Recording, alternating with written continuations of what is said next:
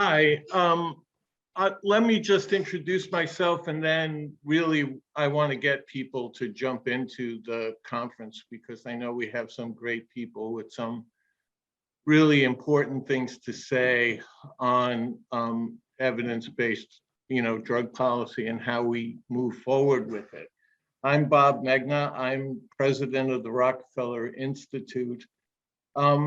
And I'm relatively new to this position. And my background has been more in budget policy and fiscal policy and kind of, tax and spend kind of big picture macro issues. That's been my background. And one of the things that's impressed me since I've been to Rockefeller has been the focus on some of these issues like drug policy and in other areas where I think we have taken a kind of microscope to issues that really have gone unexplored in the past. And really Rockefeller, I think, is making a really great contribution in this area. And especially in events like today, where we're bringing people across a broad spectrum together to discuss these issues. And this afternoon, we have representatives from Senate and Assembly coming to speak to us.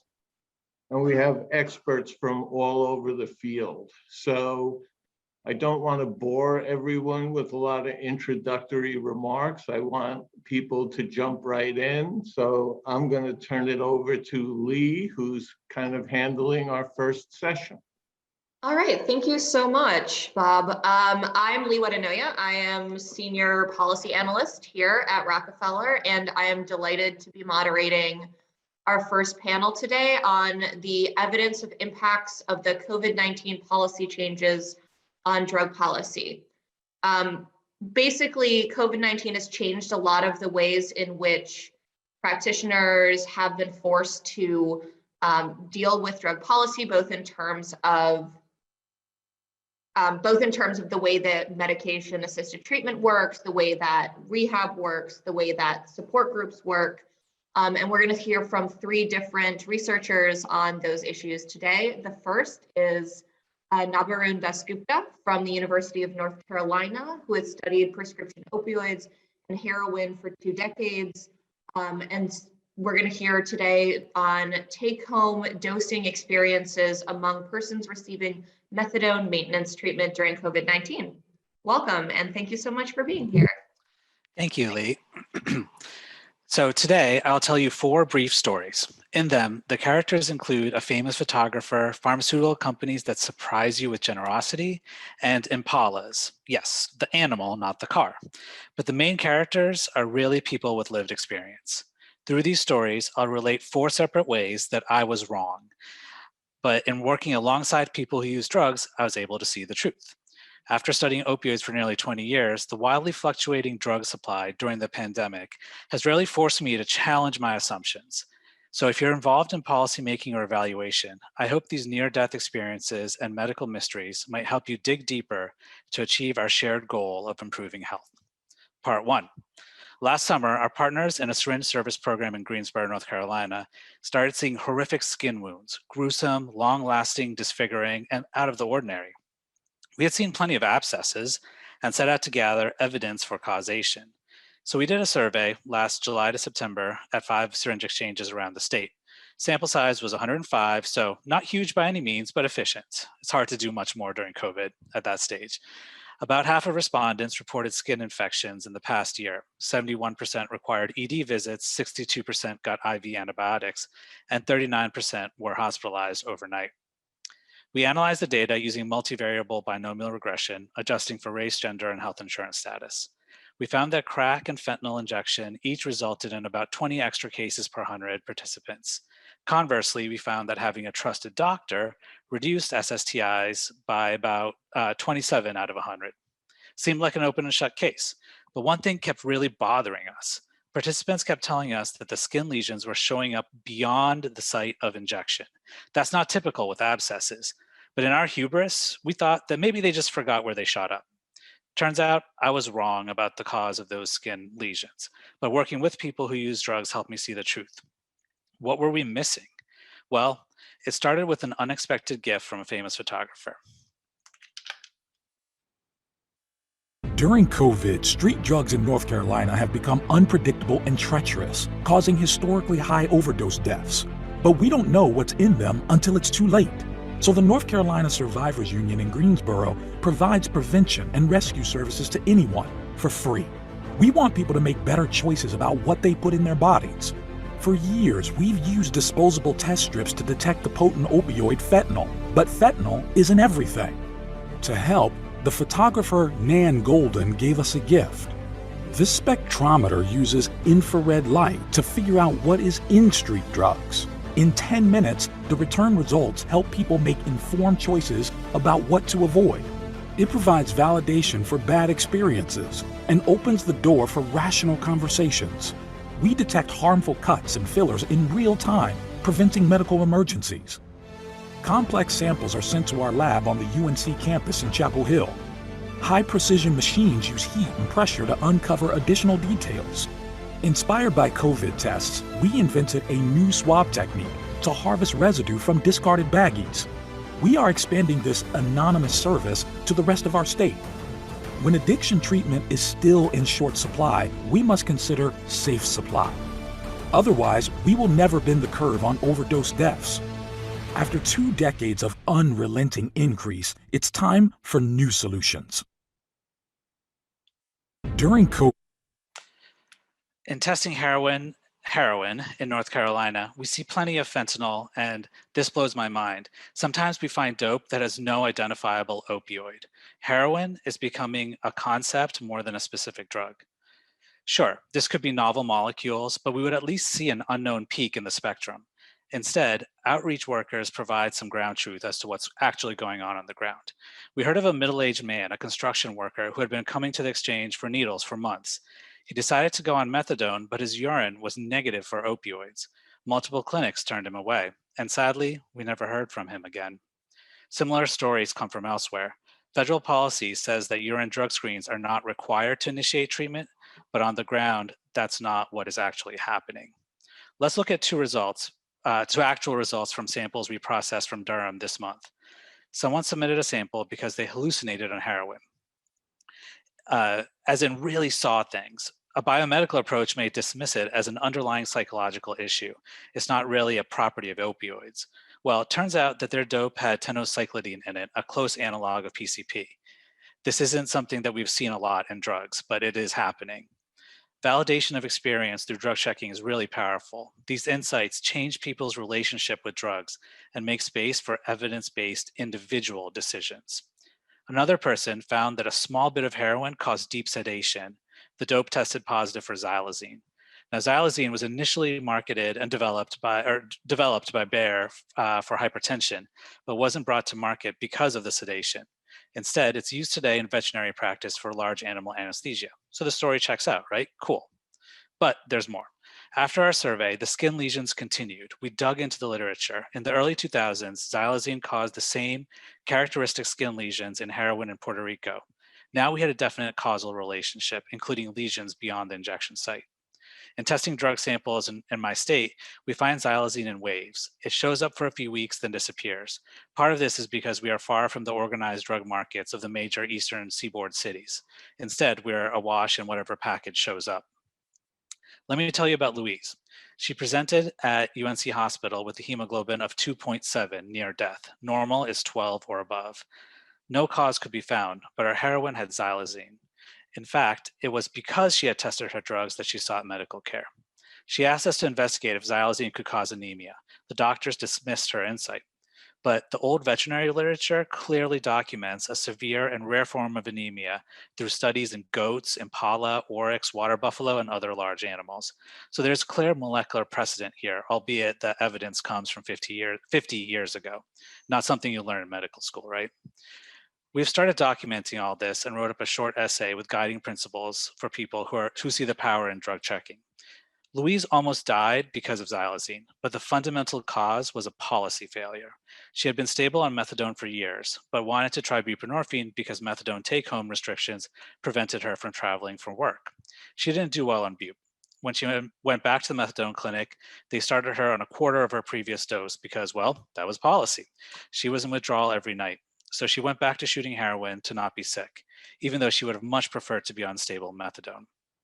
I had to recalibrate my beliefs about heroin and the importance of starting low and going slow.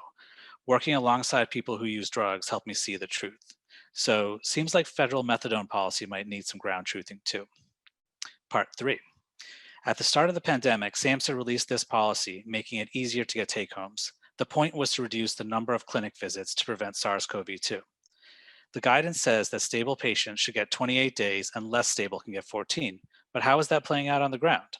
Our partners in syringe exchange programs rolled their eyes. It just wasn't their lived experience. Nah, we said, this is a big deal national policy. It's got to make a difference. So they said, let's do a study. We randomly selected 3 local methadone programs, got permissions, and surveyed 104 people about their experiences with take-home doses during the early summer of last year. This was all last summer, so doing anything bigger was kind of out of the question. Like we suspected, take-homes increased substantially after this policy came out. Clinic B is looking pretty good here, right? Everyone's getting take-homes. But what about the number of days? We asked who got a week supply or longer. What we found surprised us. In Clinic B, where everyone got take-homes, only 13% were getting a week or more. Remember, the guidelines were saying 14 to 28 days. Could the policy directive really be this poorly implemented on the ground? We explored alternative hypotheses. Maybe there are a lot of new patients who aren't stable yet. We know treatment demand is up during COVID, right? Well, guess what? Among patients who have been in the clinic for over a year, less than a third were getting week-long take-home doses. The median was 1 to 2 days. So much for national policy when it comes to what's happening on the ground. I was wrong about the impact of federal policy, but having my assumption challenged by people who use drugs really helped me see the truth. Part 4, last story. Community-based naloxone distribution is a cornerstone of national policy, both for the Trump and Biden administrations. I was under the impression that it is supported heavily through federal funds, the block grants that SAMHSA sends to states. So ask yourself, how much would you pay to save the life of a stranger, someone injecting heroin? Maybe $75? That's the price of nasal Narcan spray. How many more people could you help if it was $2? That's the cost of liquid injectable naloxone. This is the simple truth that often gets overlooked when states give the nasal spray preferential treatment through standing orders. That's 35 fewer naloxone kits because policymakers think that people who come to syringe exchange don't know how to use needles. Where's my eye roll emoji? So it turns out that 109 harm reduction programs that hand out most of the naloxone in the country rely on a special secret deal with Pfizer for very cheap naloxone. They gave out 1.3 million doses in 2020, way more than cops, librarians, and health departments combined. I can tell you this because I helped negotiate this deal with Pfizer back in 2012, but hadn't really thought about it in a while. 6 million doses, hundreds of thousands of reversals later, I got a call from the organizers of the Buyers Club that interfaces between Pfizer and the community programs. In April, Pfizer had a manufacturing problem and stopped making all naloxone. This wasn't related to COVID, by the way. The shortage was about 1 million doses for community programs. I estimated 12,000 to 18,000 additional overdose deaths if we didn't get this fixed. You can see that calculation on my Twitter. FDA looked at what they considered evidence and said it didn't meet a bureaucratic definition of a shortage because there were other formulations available. But FDA is banned from considering price. 15 to 30 times more expensive means that programs were rationing naloxone, having to decide daily who most deserved to be saved. So we started calling our federal officials. Finally, SAMHSA was able to nudge a handful of states to release more money for naloxone purchases. Despite having negotiated the original deal, what I didn't realize was that more than half of the Buyers Club programs get $0 in federal funding. Community-based naloxone distribution may be official policy, but a huge portion of it is bootstrap funds. Can you imagine? We have 100,000 overdose deaths per year, and this crucial piece of public health infrastructure is teetering on GoFundMe pages? My friends, this is what happens when we feel our responsibility stops at creating evidence-based policy. But wait, it gets worse. The programs that don't get federal funding tend to be run by and serve people of color, as well as those with a history of incarceration and other historically marginalized folks, from rural Appalachia to Native American communities. Yeah, the most vulnerable among us get the least support from federal funds. We've secured a donation from a generic pharma company, and 50,000 doses went out last week. They're also making us 2 large batches for very cheap. The community-based programs have redistributed more than 100,000 doses, so no program actually gets to zero. These are the real heroes of the story. I was wrong about federal support for naloxone. Not a single government official we spoke to knew about the practicalities of how these contracts work on the ground. It was only because people on the ground invited me in that I come to see the truth. So now we've heard about the practical consequences of COVID-era drugs and drugs policy. A treacherous drug supply, heroin that doesn't contain opioids, federal policies that don't get enacted fully on the ground, federal funding that reinforces systematic discrimination. It's time to move from evidence-based to reality-based policy. This is not about implementation science. These policies themselves are problematic because evidence-making settings are so idealized and controlled that they're divorced from reality. In working with people who use drugs, I found I was wrong a lot in a lot of my assumptions. For me, COVID has been the stress test that unveiled practical injustices in policy, even within evidence-based interventions. In closing, what do we do with the truths revealed in these stories and the stories that you're part of? We're in a position of privilege to use our data chops, our clinical experience, our laboratory skills to amplify these street voices, to advocate for fairness. I believe it is our professional responsibility. Thank you.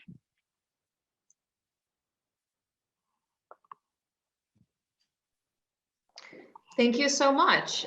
So our next presenter is going to be Patty Strach. She is a professor in political science and public administration at the University at Albany. She is also the former acting executive director of Rockefeller and my former boss. And she does significant work on understanding opioids, particularly in New York, including the Stories from Sullivan series that you can find on our website. Welcome, Patty. Thank you very much, Leigh. It's always great to listen to Dr. Dasgupta, but it's always terrible to go right after him. He's such a great and compelling presenter, but I'm going to try. So this is work that I have done with Katie Zuber and Elizabeth Perez-Chiquez. And we have a kind of a similar question as the previous presentation, but we have a different way of going about looking at it. And so our big question was, what happened to New York State substance use disorder services during the COVID-19 pandemic? And within that broader question, we wanted to know how COVID affected the range of substance use disorder services, what policy changes allowed for the safe and efficient provision of SUD services and which ones did not, and then what practices should we pursue moving forward. So thinking about COVID put a lot of stress on substance use disorder services in New York and across the country. So what can we learn from this very difficult situation that we were in? So there were changes in federal policy that we just heard about as a result of COVID. Expanded telehealth, allowing patients to start buprenorphine without an in-person exam, longer take-home dosages for methadone, and kind of toxicology screening guidelines were there, but they weren't reinforced. So there were reduced toxicology screenings potentially. At the same time that there were these federal changes in policy in New York State and across the country, there were the increased regulations having to do with the pandemic response. So essential workers, social distancing, and PPE. So you have these two, a relaxation in one set of guidelines and kind of a restriction in others. And so this kind of, these two kind of forces coming together caused a lot of turmoil, caused a lot of change in SUD services.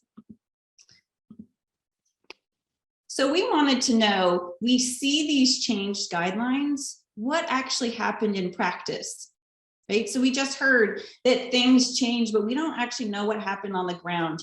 So what we did is we partnered with the Alcoholism and Substance Abuse Providers of New York State, which we call ASAP, and we did 9 focus groups. And then there were 6 groups representing the range of substance use disorder services. 2 groups that were really focused on issues that crossed these different groups, one on the issues that frontline workers face and one on kind of the business aspects of SUD services. And then we had 1 group of clients. And we did this in the summer of 2020. All right, so the first question is, what challenges did COVID present to SUD services? And I think, just to summarize, as the COVID presented challenges in SUD services, like it presented challenges everywhere. And one provider summed it up by saying the world changed and spun on its head. So what did those look like? There were, we're going to talk about these in 2 different ways. There were shared challenges that all these different focus groups of different kinds of providers talked about. And then there were challenges that were specific to particular kinds of providers. So the shared challenges were using new technologies or using existing technologies for new purposes. So like schools and other kinds of institutions, finding computers, acquiring cell phones, providing minutes and broadband access. There was difficulty with staff. If you remember, New York was the early epicenter of a COVID pandemic. So there was problems with people being out. There was a shortage of staff. There is a staff shortage to begin with, so it really exacerbated that problem.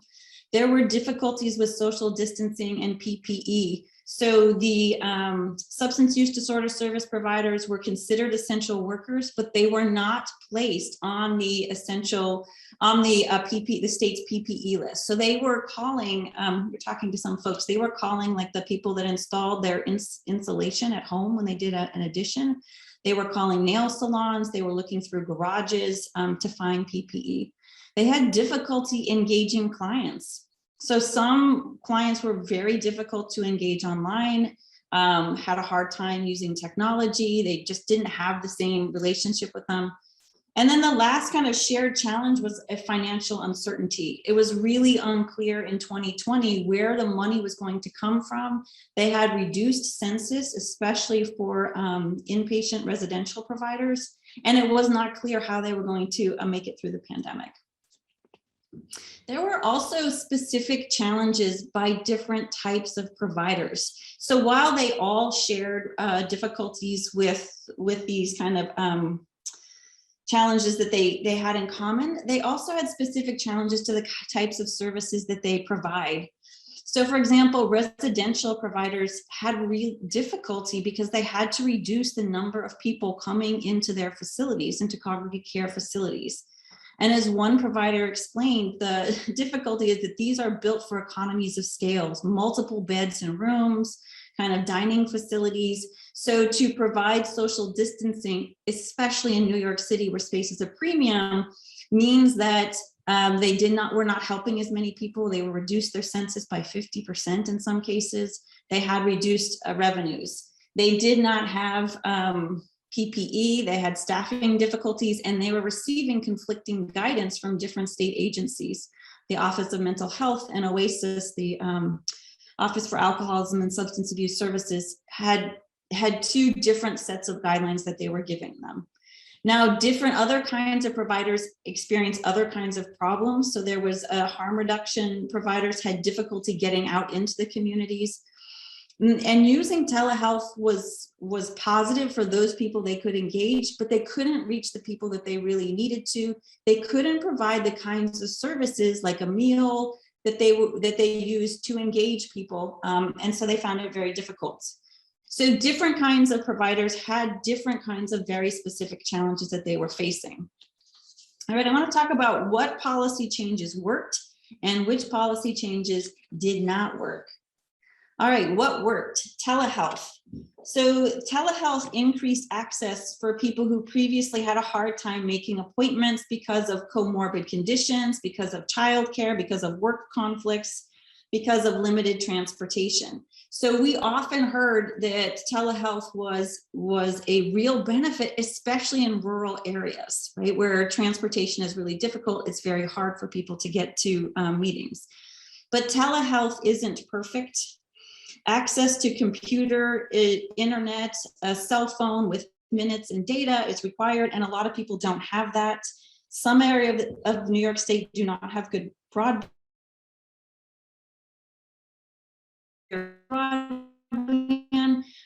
do not necessarily have access to that broadband, or they have issues with privacy. So young people, people in situations of domestic violence, people who live in shelters. So telehealth is not a replacement for in-person services, but it was seen as a good addition to in-person services. Providers liked the increased flexibility for medication-assisted treatment. So medical personnel were able to induct to get people started on buprenorphine without with a physical exam first. So they were able to get people medication much faster and get them started. So engagement went up. It was much easier for patients receiving methadone not to have to come to a facility 6 days a week. But flexibility works and a blanket increase doesn't. So they stressed that some people did better on daily treatment, some people did better on weekly treatment. So they liked the increased flexibility that came with medication-assisted treatment. We also heard a lot about toxicology tests. So there's federal guidelines, which are recommendations for toxicology tests, but there's also required toxicology tests put in place by other agencies or courts.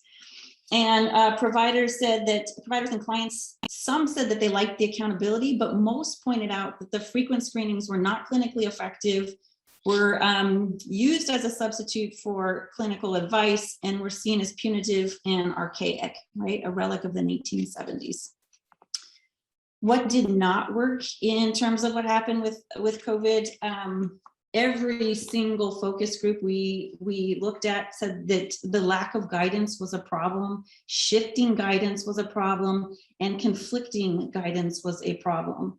So this was coming from different levels of government, the federal government, the state government, local governments, and their specific funders, right? They all had these different guidelines, and they said they spent a lot of time trying to figure out what to do and less time helping people, and it was not helpful. Also not working was that they were told that they were essential workers, but not treated as essential workers. They were not put on, not provided with PPE, and they were not given incentive pay. So it really felt to them like a kick in the face, if you will. There were also fiscal constraints. There were fewer clients coming in for treatment, but they were facing increased costs due to technology, PPE, and social distancing. They did say, and this was brought up several times, they liked being able to bill for telehealth. They liked weekly rates for methadone maintenance rather than requiring payment per visit. They thought it was more clinically effective to treat people that way. So what should we pursue moving forward? How do we, what lessons should we take from this? Services are tightly regulated from the federal level. Providers stress the importance of flexibility in patient-centered care, not only during a crisis, but also non-crisis times. So they want regulations around telehealth to continue, both video and audio. Everyone says video is better, but being able to engage people on audio is still a good thing. They wanted to provide a continuum of care. Some people do better in person, especially folks, for example, like domestic violence cases. So they want to always have the option of in person. They want to bring people in, but they want to be able to engage people versus not having them come at all. They want regulations around medication-assisted treatment to continue. The proper take-home dosage is patient-specific.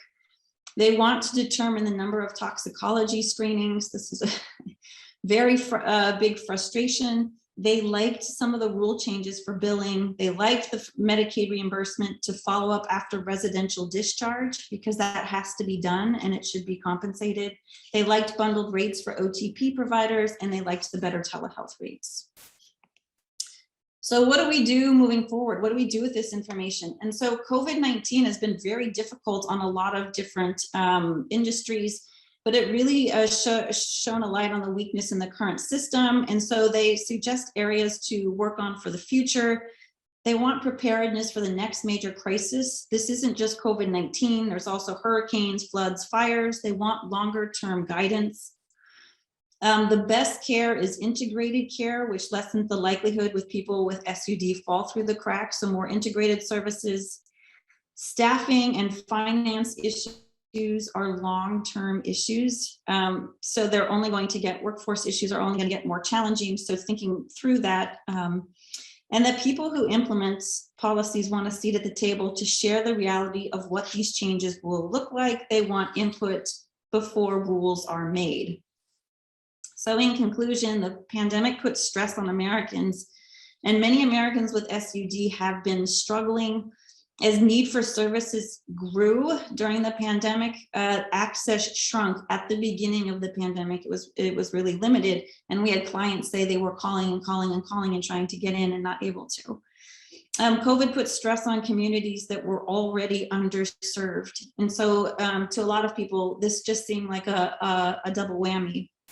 But if there is a silver lining, it is the opportunity to reassess in their words, archaic regulations and punitive guidelines, and to wrap services around the individual. So although COVID has really dominated public attention, the opioid epidemic did not go away. The problem is only getting worse, and there is evidence from these lessons that we can learn. Thank you. Thank you so much, Patty. And as a reminder, if anyone puts questions into the Q&A, we'll be answering questions at the end of the 3 presentations. So I'd like to introduce our third and final speaker, Linda Wang, who is an assistant professor in the Division of General Internal Medicine at the Icahn School of Medicine at Mount Sinai. She is a general internist and an addiction medicine specialist who's going to be presenting Telemedicine increases access to buprenorphine initiation during the COVID-19 pandemic. Welcome, Linda. Thank you for being here. Thank you so much. Let me just share my slides. Can you guys see that? Yeah, okay, great. So I'm going to present some content from a paper we published last year regarding our experiences with telemedicine and access to buprenorphine during COVID. So I think everybody is aware that in 2020, the public health emergency around COVID really allowed an exception to a rule requiring in-person evaluations to prescribe a controlled substance. And this was really based on the 2008 Ryan-Haight Act, which was passed to prevent rogue internet pharmacies from selling controlled substances online. And an exception to this rule meant that clinicians with an X waiver to prescribe buprenorphine can now do so after conducting an initial telemedicine visit, and that is either audiovisual or telephonic only. So literature that is available suggests that telemedicine for buprenorphine, it does improve treatment outcomes, reduces illicit drug use, and can also increase patient retention and satisfaction. So we really feel strongly that telemedicine can eliminate a lot of the barriers that might exist to accessing buprenorphine treatment in both rural and urban settings. And I'll share the differences in our 2 programs. But some of these barriers, just to set the stage, include limited availability of waivered clinicians and long wait times in order to get an intake or initial visit. There exist racial disparities in access to buprenorphine versus methadone, two of the common medications for opioid use disorder. There are existing competing livelihood priorities such as housing, food security, as well as lack of transportation, childcare, and history of experiencing stigma and discrimination, which all present pretty significant barriers to patients coming into a brick and mortar traditional medical setting for their care. So these barriers contribute to disparities in access to buprenorphine based on income, education, county of residence, and race. So telemedicine can increase access to buprenorphine at this really critical juncture where we're facing a record number of opioid overdose deaths, as mentioned previously. More than 90,000 people died in 2020 from an opioid overdose. And people continue to experience pandemic-related stress, increased trauma related to racial injustice, financial hardship, and also loss of housing. And all of this can lead to or trigger non-prescribed opioid and other drug use. And we do have emerging data coming out now that alcohol and other drug use has really increased during the pandemic. So I want to share some clinical experiences from 2 harm reduction primary care programs in New York State. One of them is Reach Medical, which is in upstate New York in Ithaca. And another is the program where I work at the Reach program at Mount Sinai in New York City. And our names are similar, but we're actually two discrete programs. Just coincidentally, we have the same name, similar minds. And so Reach Medical in Ithaca primarily services a rural, younger, predominantly white population in upstate New York. And our program in Mount Sinai at New York City services an urban, older, predominantly people of color, and we are based in East Harlem. So for us, telemedicine has really allowed very rapid same-day buprenorphine initiation for an engagement of patients who are at very high risk of overdose death. And I want to share two examples of patients that we have serviced. One group that we have really been able to rapidly engage are persons who are leaving incarceration. So we know that people leaving incarceration are at significantly elevated risk of drug use related death. And while there's growing evidence and legislative change supporting medications for opioid use disorder treatment in correctional settings in order to reduce post-correctional overdose death, access really remains quite limited, and ensuring immediate access to buprenorphine on release from incarceration is a really critical step to mitigating this risk. So in Ithaca, New York, one story to tell is of a 32-year-old woman with opioid use disorder who had prior successful treatment with buprenorphine, who was in state prison, did not get buprenorphine while there, was released, and shortly after coming home, she actually experienced a non-fatal overdose. And so she was released from prison, not restarted on buprenorphine, experienced a non-fatal overdose after release. And this really motivated her to contact Reach Medical in Ithaca, their on-call line over the weekend after coming home to get back on treatment. And after a telephone visit, the clinician was able to prescribe buprenorphine, as well as separately naloxone for overdose reversal with close follow-up during regular business hours. Without this telephonic initiation, she would have had to wait several days before an in-person visit was possible, creating a delay that would have really put her at risk for repeat overdose and death. The second example is regarding patients referred to us from syringe service programs. So during COVID-19, as we just heard from the presentation, many of these syringe service programs had limited on-site services. So in our program in Manhattan, a 40-year-old man was referred to us from a partner syringe service program that had temporarily closed off their on-site services, including buprenorphine treatment. The patient had previously been in methadone treatment, but due to the lack of flexibility regarding take-home doses, he had called our program line to switch to buprenorphine as soon as possible. And our nurse care manager, working in close connection with a waivered clinician, was able to evaluate the patient by telephone, review home initiation restrictions, and send buprenorphine the same day to a nearby pharmacy in less than an hour.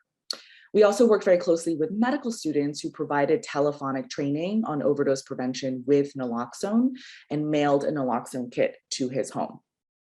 So all of this has really allowed for low barrier treatment to engage individuals with opioid use disorder during this crisis. And without telemedicine, delays to initiating buprenorphine treatment are frequently encountered. And on average in upstate New York, in especially the rural parts, that delay can be sometimes up to 12 weeks long, which is really significant. And in New York City, that delay is much less. Sometimes it's about a week, sometimes 2 weeks. However, we also saw during the height of the pandemic that limited in-person clinical services and clinician availability really prolonged these delays. So many of us are primarily outpatient clinicians, and I'll speak for myself, at having worked at a large academic health system, we are also pulled for inpatient service. So during April, May, June of 2020, many of my colleagues who primarily practice in the clinic were asked to work in the hospital on the COVID wards. So this also led to delayed staffing and provider availability.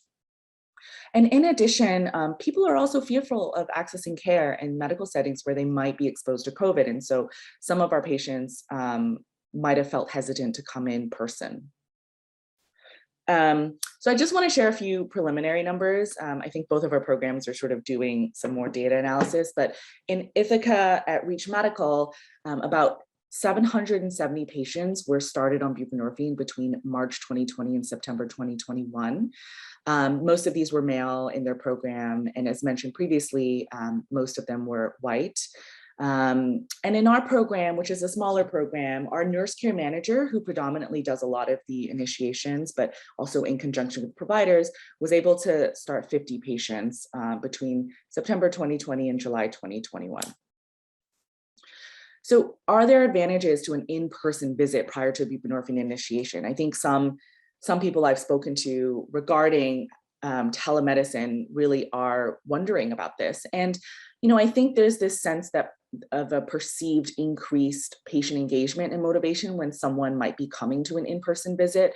And then as mentioned before, there might be the ability to obtain toxicology testing and other baseline tests. But these tests should really not delay initiation, of course.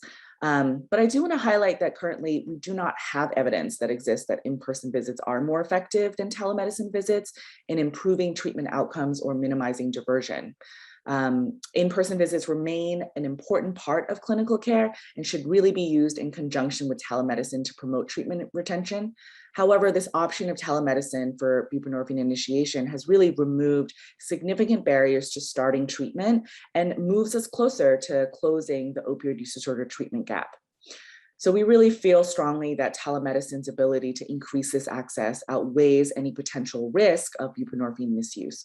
And the Ryan-Haight Act of 2008 was intended to promote safe, controlled substance prescribing, but its requirement for an in-person visit prior to initiation really limits that access. The other thing I want to highlight is that telemedicine allows us to innovate existing models of referral and engagement for people who use drugs in buprenorphine treatment. And in Ithaca, they were able to equip their community health worker with a smartphone to facilitate telemedicine visits during outreach to a local homeless encampment.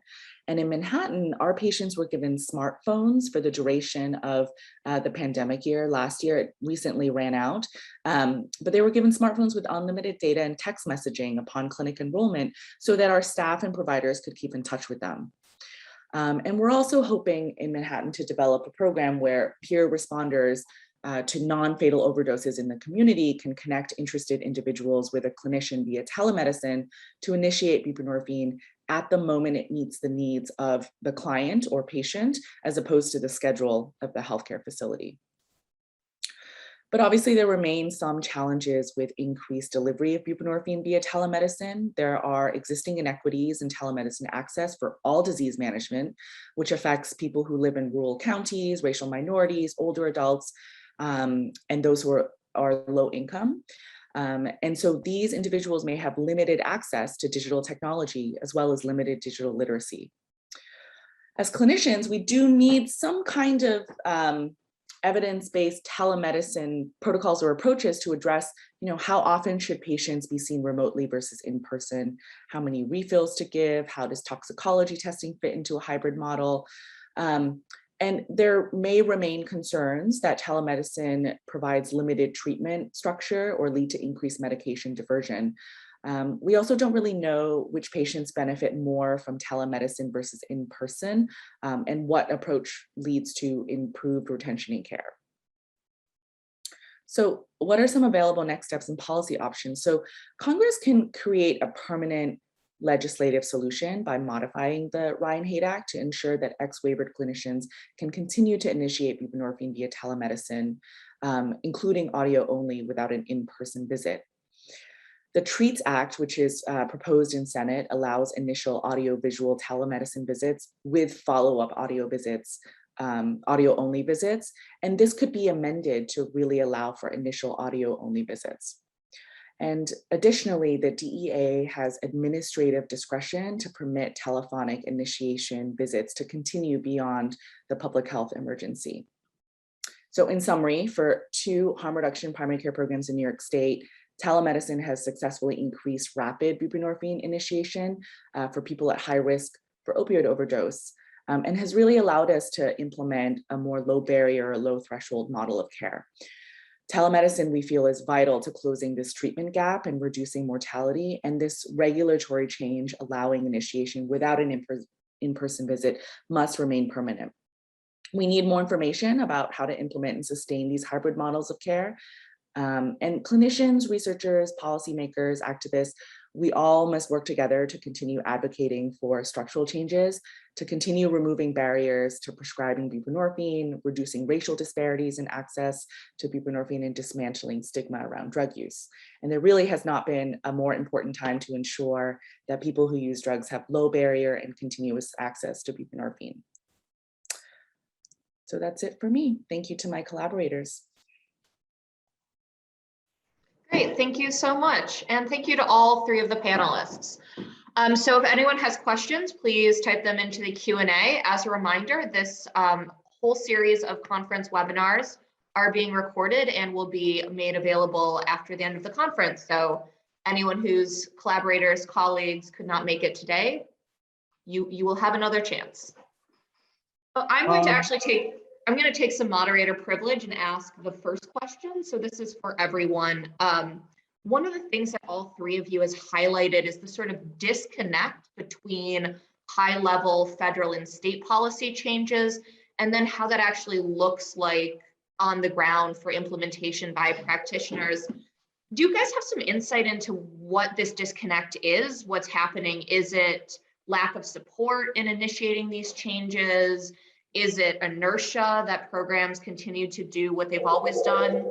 Or does some of it have to do with how, well, initially with COVID-19, a lot of us thought that it was only going to be a couple months? Were practitioners afraid to make large-scale changes, not knowing how long they would actually be able to instigate those? So whoever wants to start, go ahead.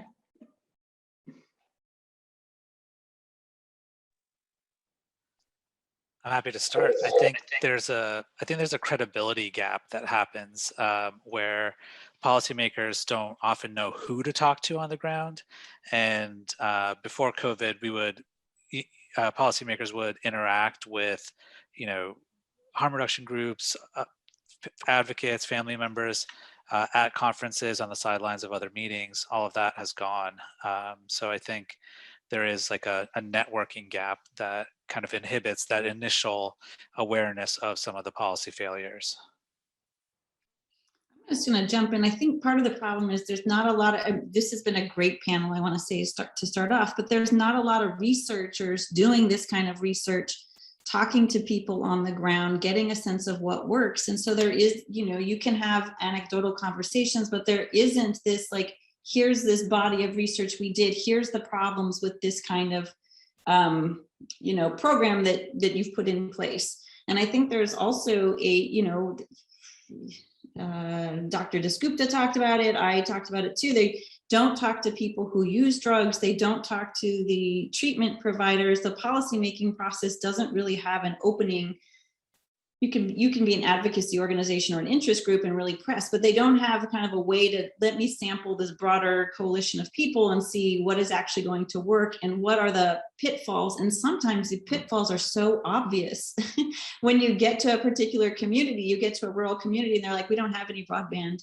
We don't have access, cell phones don't work in this part of the community. That these kinds of programs that are coming out from places like Albany or, New York City or Washington, D.C., which have a lot of infrastructure, don't work in those kinds of places which don't have a similar infrastructure. So, transportation is a problem in rural areas and communication can be a problem in rural areas. And so, policymakers don't bring that to the table when they're thinking about problems. Yeah, I want to thank, again, the presenters too. I thought it was great. And I think I'd like to follow up on that, what Patty was just talking about, and Dr. Dasgupta mentioned it too, this whole evidence-based versus what's kind of going on the ground. I get why you guys think that's a problem. How do we solve it? I think you have to first redefine what evidence is. And I think Nabarun did a good job at the beginning by saying, if you look at these studies, which are done in these very controlled conditions, because that's considered the gold standard, then you get studies that work under these very specific conditions, but don't work in real life. And they're not transportable to different kinds of communities. And so understanding that as a researcher, it starts with the research process, and it starts with thinking differently about what is evidence and what is compelling evidence. Yeah, great point. I think one of the great new paradigms that has emerged that's influenced me a lot is from Lancaster and Rhodes up in British Columbia, and they call it evidence-making interventions. And it's like we can't rely on the perfect setting to generate the evidence. So we kind of have to accept the reality for all its messiness and have better methods to deal with some of that confounding and other issues. So I can put the link in the chat, but I think evidence-making interventions is kind of where I'm headed with that.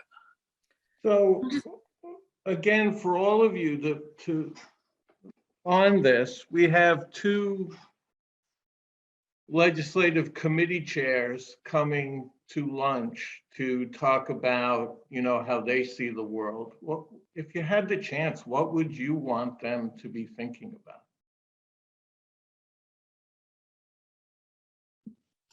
I want them to be thinking about the people on the ground who this is going to affect. And what is the process by which this intervention that they're planning on doing or not doing is going to have an effect on those people on the ground. It has to go through agencies who implement particular policies, and it has to get to them in a way that actually works for them. And I think thinking about the people on the ground and how is this actually going to affect them versus, I don't know, people make policies all the time, and then you can't actually put those into place. And so that's what I would say. Think about the people on the ground and how this is actually going to affect them. I think this has been mentioned, but I just want to highlight it because it's a very important point for me. But I think opening more channels and creating more streamlined conversations with activists and advocates who are really working very closely with people with lived experience and peers on the ground is so critical. Vocal New York and other harm reduction organizations like them are doing such tremendous work, and they are lobbying and doing a lot of pushing for a lot of legislative changes. And I think people who are lawmakers and policymakers just need to put them more at the table and listen to them and be in touch with them. And it's not just around the time when optics demand it, but like all the time, because this is a crisis that will not go away for quite a while. I imagine it'll be here after COVID diminishes a little bit.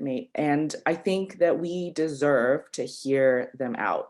There was a really great PCORI funded study called Peer Speak Out, where they did a national survey asking people with lived experience and peers, what matters the most to them during COVID and also before COVID. And these outcomes are really important. They're patient-centered outcomes that need to be incorporated into decisions we make about policy, but also research and interventions that we create. So I think that's probably the most critical thing. In addition to, I think Dr. Dasgupta mentioned it in the chat, but deregulating buprenorphine treatment, please. I think that would be incredibly important to expanding access to such a life-saving and safe treatment. So we have a question. Sorry, go ahead. No, it's great, Dr. Wang. I think it's no coincidence, right, that you're working with Vocal, I'm working with the Urban Survivors Union. There is kind of this professionalism that has come to drug user advocacy over the last couple of years, where we have very informed, connected, and willing to speak out folks who are underutilized. But we should also be careful to not bombard them with requests, which I'm totally guilty of. But yeah, I think it's not a coincidence at all that we've come to similar conclusions. So in the Q&A, we have a question specifically for Dr. Wang about whether or not you looked at geographic disparities in addition to racial and ethnic disparities. This comes from Sean Hill, who's done quite a bit of work on treatment deserts in New York City. And can you speak to that a little bit? Yeah, we haven't in this city. I imagine that our collaborators in Ithaca are looking at disparities with respect to the different counties that they serve. So that's an ongoing evaluation.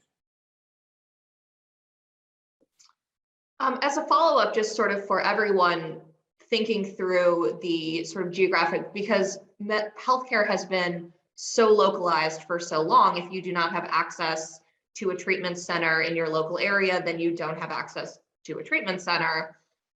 With the advent of telemedicine and hopefully with the lessening strength of the pandemic and more access to, libraries for people who don't have broadband, what pieces of telemedicine do you think should move forward, and how can we adjust them to be even more practical in a post-COVID world?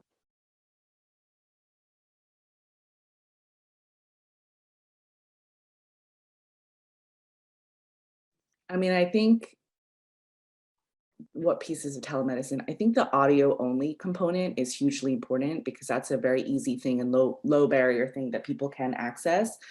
In our program, we've been thinking, because we did end up distributing iPhones to a lot of our patients, and the amount of digital literacy you need in order to be able to understand how to utilize smartphones like an iPhone is pretty significant. We actually ended up working with a group of medical students to train patients in person on how to use an iPhone. And we found that there's a dearth of patient education materials out there about how to use an iPhone, which is amazing to me.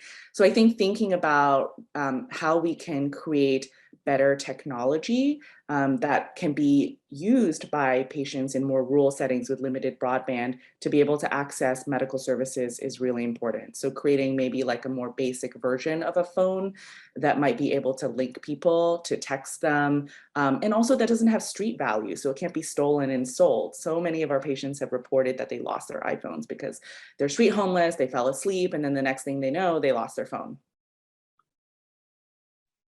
Yep, and working in the South, I appreciate what you're saying about digital literacy, and I think it even extends to literacy.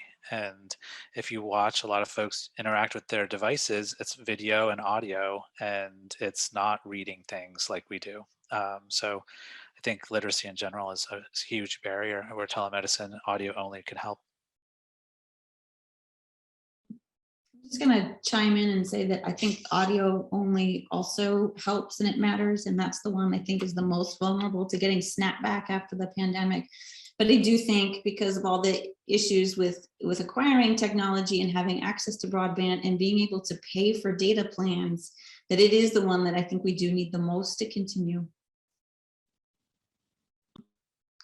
So to shift gears a little bit, I'm going to ask about one of my favorite topics. We focus mostly on opioids in how treatment changes with COVID-19 because there is medication-assisted treatment for opioids. We've seen a spectacular spike in methamphetamine and cocaine-related overdose deaths, and a lot of that is driven by fentanyl contamination. But it requires a very different type of treatment when you can't have medication-assisted treatment for these two drugs. What are some lessons from opioids and from these policy changes that we can take into other substance use disorder spaces, whether that's methamphetamine, cocaine, or even alcohol abuse?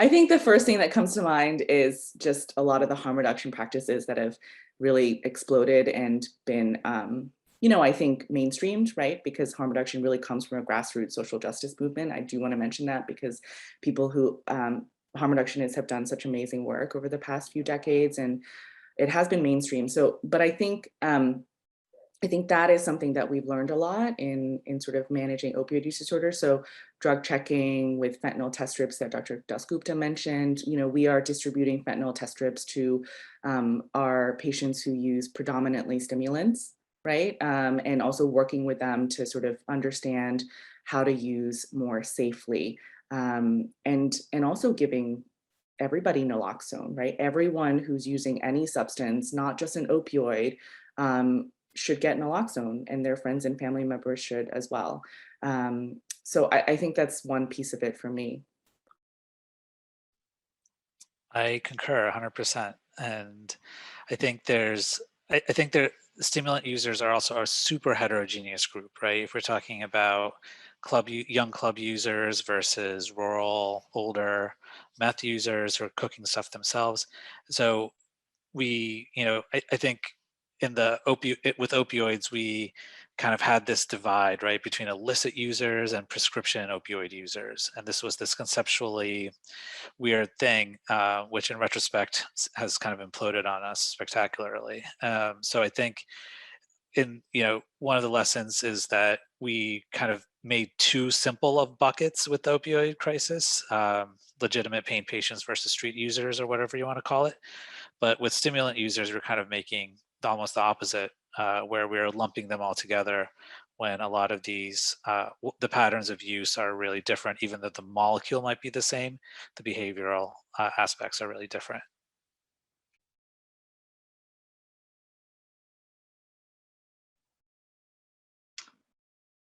Great. So I think going off of that, and I think you drew an interesting distinction that we've talked a little bit about, which is this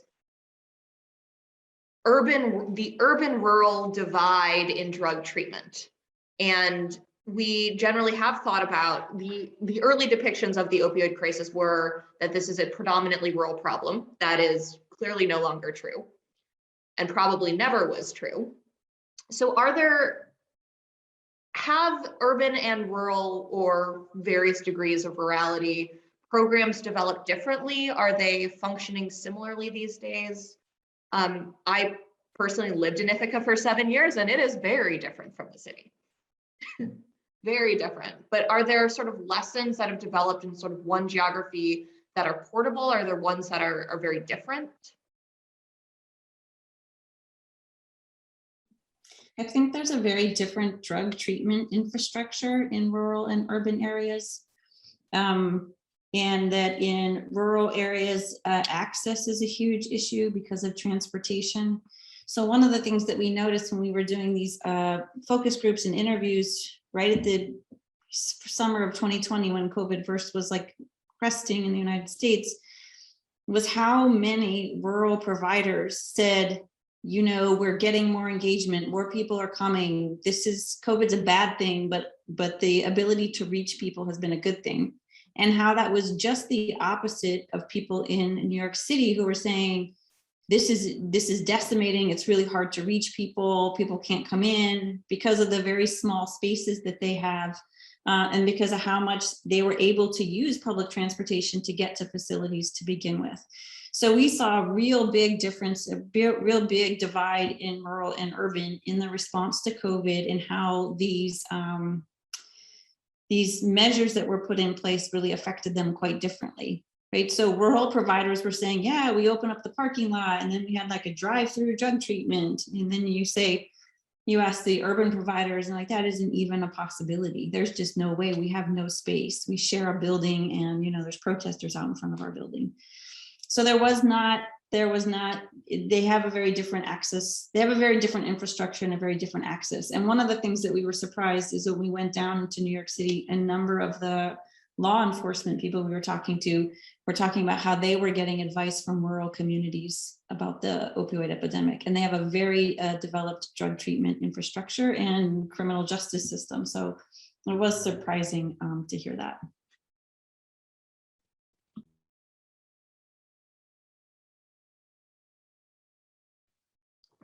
Great.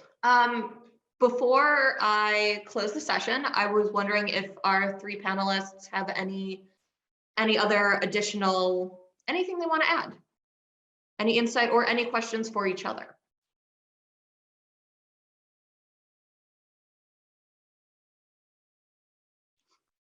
I just want to say that I hope that this kind of research continues. I'm so glad to hear this. This is not a laboratory study. This is not kind of an aggregate data analysis. Not that there's anything wrong with that, but it's actually kind of looking at how behaviors respond to particular policies, or what the policy is versus what it looks like in practice. And I really hope to encourage more researchers to do this kind of research, to provide a different picture to the community, to academics, and to policymakers ultimately.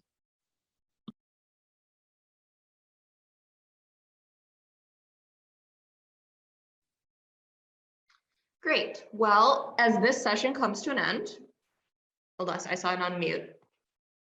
Great. So as this session comes to an end, I'd like to remind everyone that we have sessions all day. The next one will be at 10:30. So this is actually, the 10:30 session is going to be the only one where there are 2 different sessions happening simultaneously. So please check the schedule for the links for whichever one you want to attend. Panel 1 will be medication-assisted treatment for justice-involved people. And session 2 will be, as I scroll through my agenda, will be the social impacts of drug use and substance use disorder. I would like to thank again the panelists. It was absolutely wonderful to have you. I have a lot more information going forward with my research, which does use a lot of aggregate data. So it's always great to see the realistic and the sort of the way that that high level policy filters down into the people who are actually in charge of implementing it. So for the audience, please stay tuned for the rest of the day, and the next session starts at 10:30. Thank you so much.